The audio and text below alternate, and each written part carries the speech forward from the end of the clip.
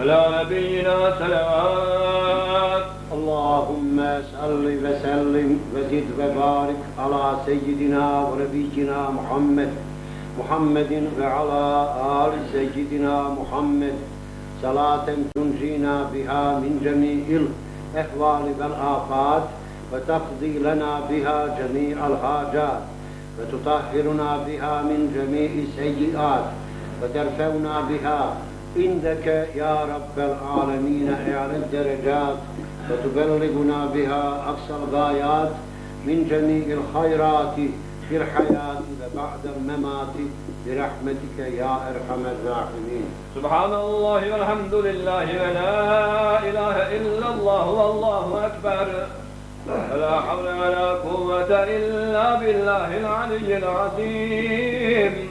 أعوذ بالله من الشيطان الرجيم. بسم الله